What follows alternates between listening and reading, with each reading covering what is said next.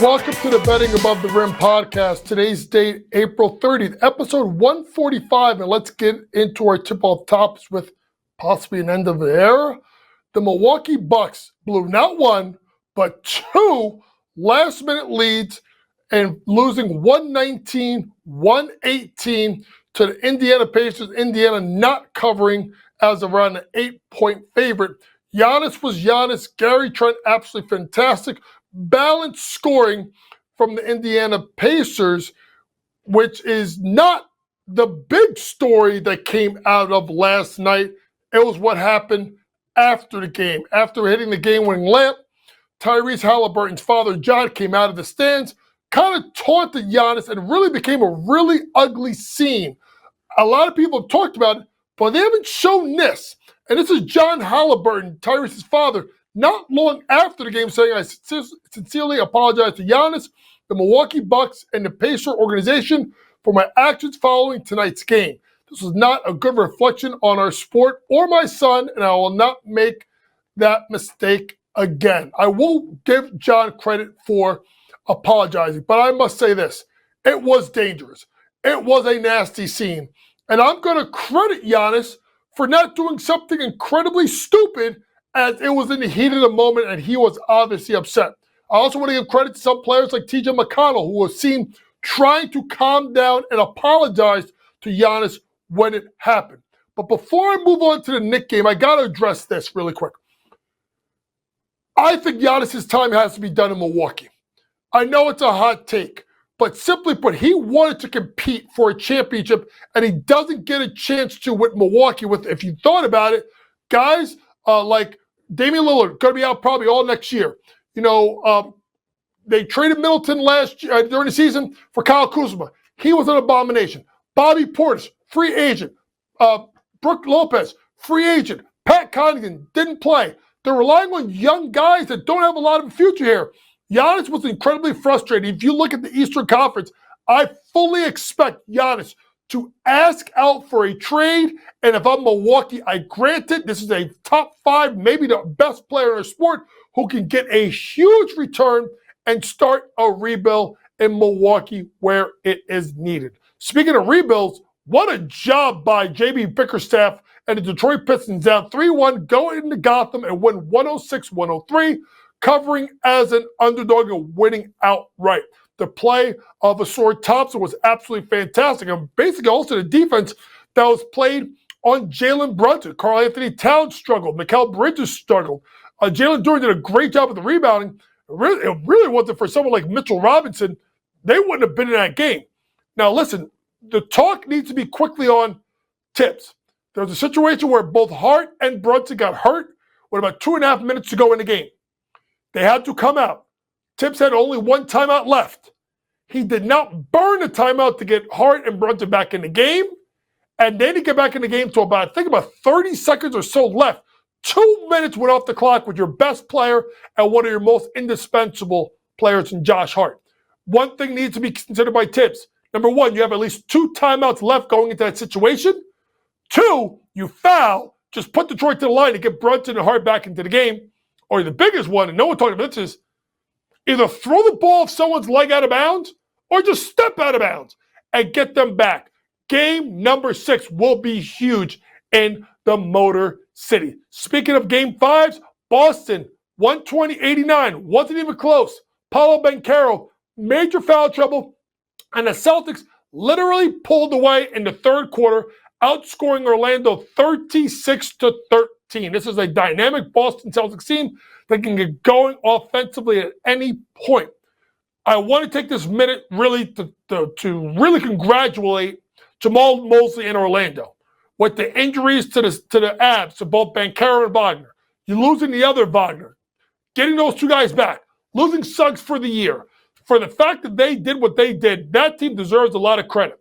They're going to have to address some things in the offseason, particularly perimeter shooting, but we'll spend some time after the season breaking down each team and what I think they need to do in the future.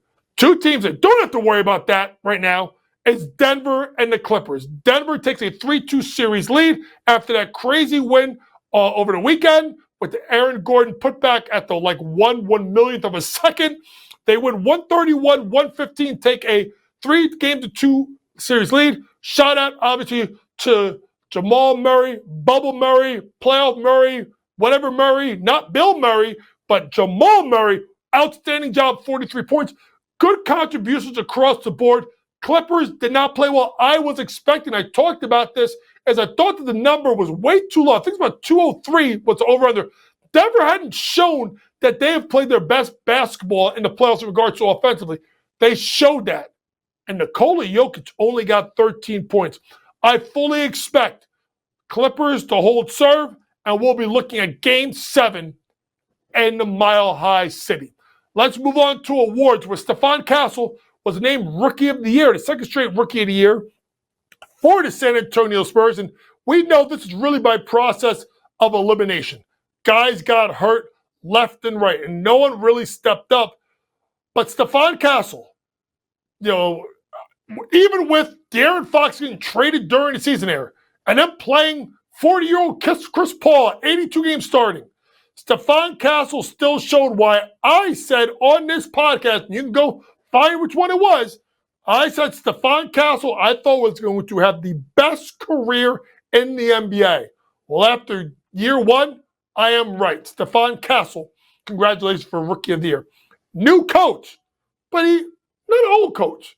Doug Christie was promoted to head coach of the Sacramento Kings after taking over from Mike Brown being let go. This is the Sacramento Kings that I was deeply disappointed in firing of Mike Brown, but Doug Christie, a former player with the Sacramento Kings, did a serviceable job with the team down the stretch. The interesting thing to see is after trading De'Aaron Fox, what are they going to do with Levine, DeRozan? What happens with someone like Sabonis? Does someone get moved to try and bring the Kings up to the forefront? Let's head to two things out of one at the college and one in the WNBA. As Mikey Williams has transferred to Sacramento State. You may not know a lot about Mikey Williams. Mikey Williams had problems when he was at Memphis. He was a 5-star big-time recruit. He then, after not getting cleared of all charges from Memphis, or not cleared, I would say pleaded down, then ended up heading over to University of Central Florida, and where Mike Bibby was an assistant. Mike Bibby takes over at Sacramento State, brings in Shaquille O'Neal as a GM, and Sacramento State is starting to make waves, folks, in regards to the spending of money and bringing up their program. They're also building a brand new football stadium. Look for Sacramento State, folks, to possibly, ready? Maybe they redo the Pac-12, and Sacramento State, who's got one of the youngest either ADs or presidents in all of the history of the California, public university school system. Look for them to make impact there. And lastly, Georgia Amoore, the star guard from University of Kentucky, before that Virginia Tech, for my buddy Kenny Brooks, just tore her ACL. That is a rough break for Georgia in regards to an injury. And lastly, really quick, I think it's Sarah Williams, I want to say star forward from Wisconsin, just committed to UConn. We'll talk about UConn and the women. What do I think now that the portal's starting to close down? Who do I like in the national championship odds for the women?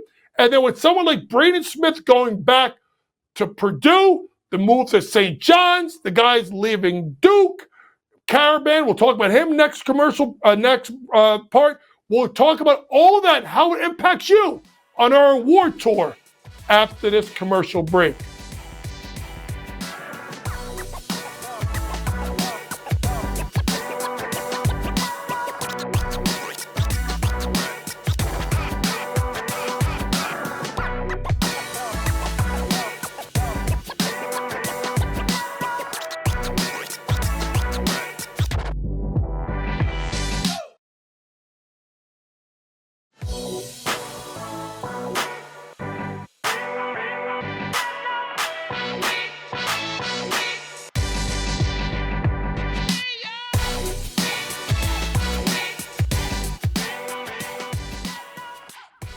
Welcome back to the Betting Above the Rim podcast, and it's time to get into our war tour where we break down the future markets. With the second round series not already set, I thought this was a good time with the transfer portal kind of closing up shop, I would say, to kind of look back and re-look at the national championship odds for the men and women's basketball for the 2025-2026 season.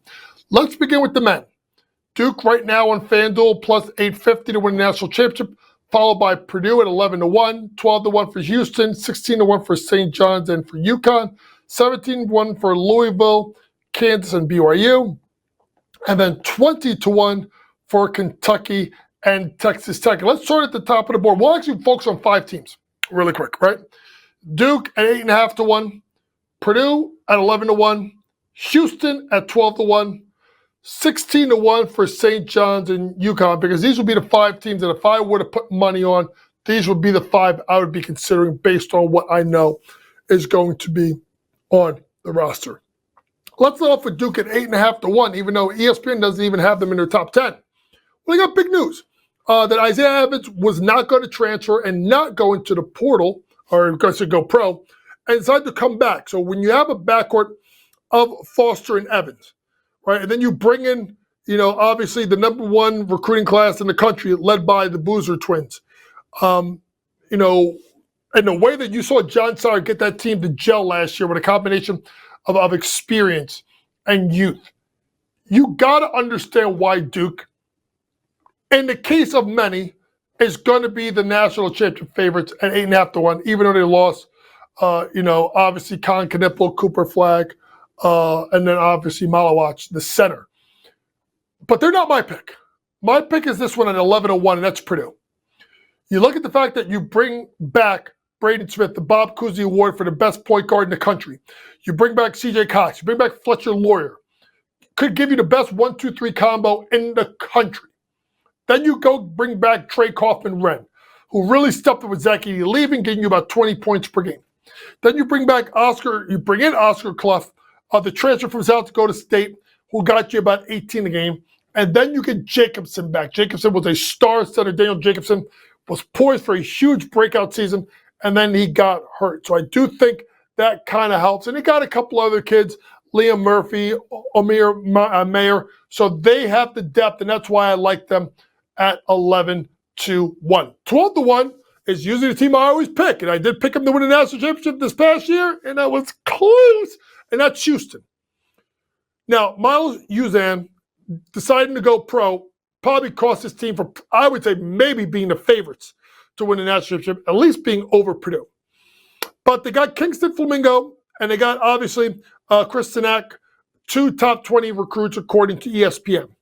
Then you get the returners.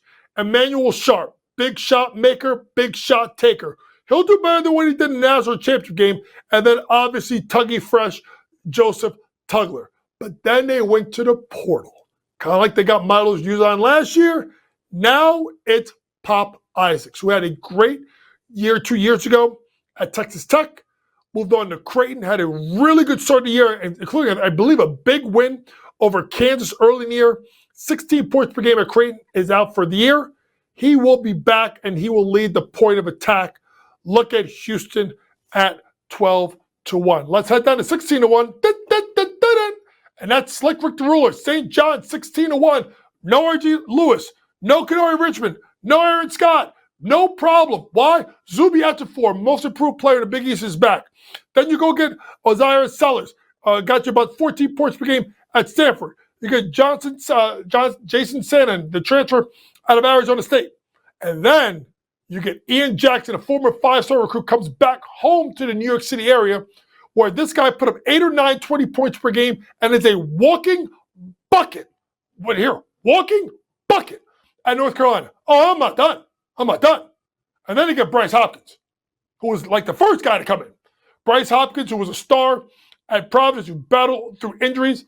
And if he is healthy, I'm telling you this right now, Bryce Hopkins, Zuby Ejiofor, the best 4-5 combo in college basketball. And with the guard play and Rick Pitino, they should be able to make a run. But I want to quickly talk about UConn here at 16-1. Why? That guy on the screen right there, Alex Caravan, has decided to return to Storrs, for his senior year. Now you get Silas Demary Jr. from Georgia. Solo Ball returns. Jalen Stewart, Tyrus Reed Jr. They lost Darius Adams, but they will be pretty good. And remember, they picked up Malachi Smith from Dayton. This team will be dangerous in regards to winning a national championship. You could have 2 of the top 5 teams in the country come out of the Big East. Imagine that, like the good old days. Let's head to the women's side, where 2-1 South Carolina, 3-1 UConn, 7.5-1 UCLA, 9-1 LSU, 11-1 for teams like USC, down there but 35-1 for Texas Christian. Let me focus on a couple of schools here really quick. Right, South Carolina 2-1. When you look at the fact that both Raven and Tessa Johnson are returning, and then you get the transfer Tania Latson, who was the leading scorer in the country from Florida State, it's going to hurt the chances of Major for a while. But remember also, Ashley Watkins was hurt for the entire season. She returned back from injury, and of course you have Chloe Kitts and Joyce Edwards in the front court. UConn number 2, Sarah Strong, AZ Fudd, how you doing? But then KK Arnold steps up, Ashton Shade steps up, and Sarah Williams just transferred literally in the last couple hours to go play for Gino Auriemma. Look for UConn with that team. Maybe gets another ring. Lord have mercy, he don't win too much. Next up, 7.5-1 UCLA. They lost their entire freshman class, but they got Lauren Betts, Kiki Rice, emerging star in Gabrielle Jaquez, who is Jaime Jaquez's little sister, and then obviously look at Lauren Betts' sister to go over to USC. Notre Dame 15-1. Don't look at them. They have Hannah Hidalgo and not a lot else, but you know where I'm looking at. Let's go TCU. I'm telling you, watch Olivia Miles and that point guard system run by Mark Campbell. They will be a sleeper at 35-1, and you heard it here first. Just like last year. Coming up next, we'll get into our scouting report. We'll break down the 2 games in the NBA, Knicks Pistons, and of course Nuggets Clippers after this commercial break.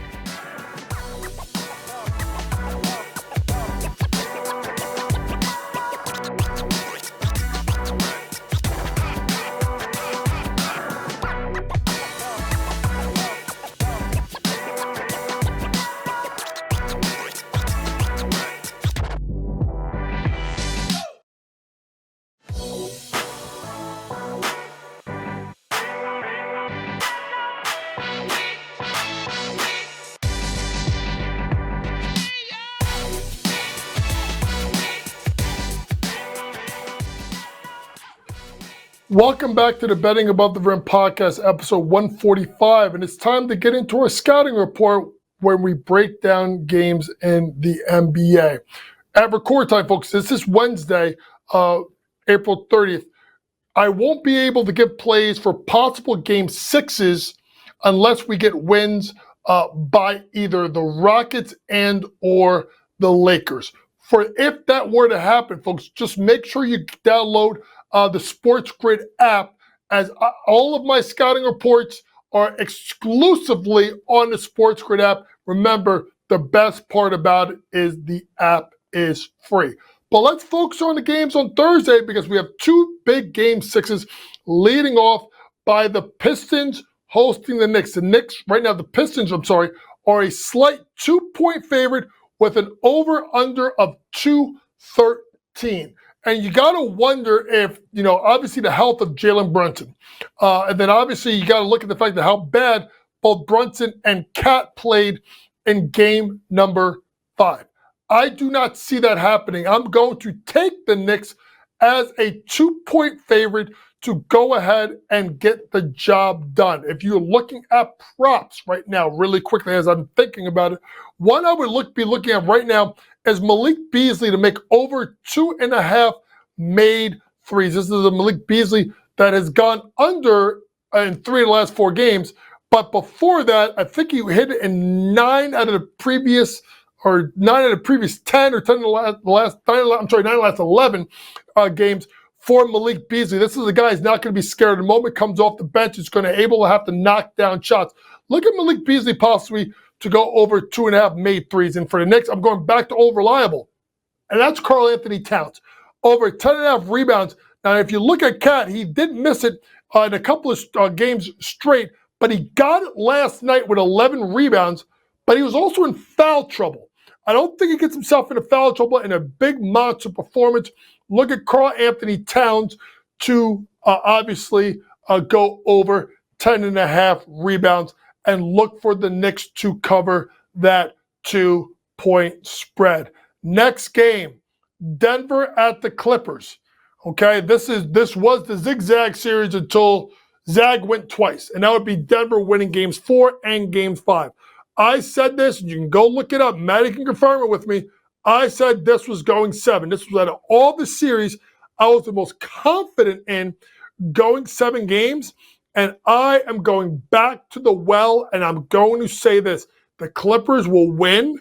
I think the Clippers will win, and they will cover the spread. Lines are out, folks, right now on the FanDuel Sportsbook, and the Clippers are 6.5-point favorites, over under of 212. Interesting, because I think it was 203 or 204 last time. I think the Clippers win. I don't want to lay the 6.5 points. I think we do get an over 212. I think the offenses have started to figure each other out, and I fully expect more points to be in this contest. One prop for each team. I'm going to go with Michael Porter Jr. to go over his points prop of 12.5. I've been hanging around this points prop pretty much a lot this series.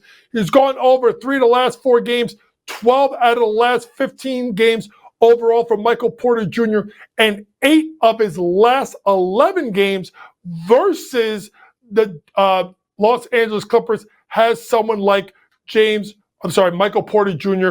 gone over. As regards to the Beard, I'm going to go with the Beard. I'm going to go with the Beard over his points and assist prop of about 29.5. This is something that he's gone under 4 straight games. I have a feeling, here's my problem. My problem with the Beard isn't game 7s. I mean, it's game 7s, not game 6s.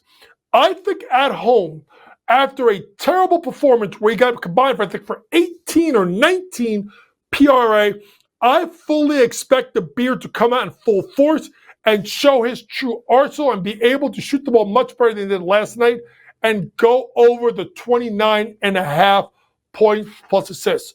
So really quick, we're going with the Knicks on the money line. We're going to go with Malik Beasley over 2.5 made threes, Cat over 10.5 rebounds. We're going to go over to the best thing I like is I'm going to go with the over of 213 on Nuggets versus Clippers. And then I'm going to go, obviously, with my 2 plays, Michael Porter Jr. over 12.5 points and over 29.5 points plus assists for James Harden. This has been your Betting Above the Rim podcast for April 30th. For all things sports gambling, go download that SportsGrid app. Pre-game, in-game, post-game, props, predictions, and more from the very best in the sports gambling industry. For my producer, Matty George, he does a great job with the graphics. Thanks for listening, folks. Remember, it's smarter to be on SportsGrid. Good night.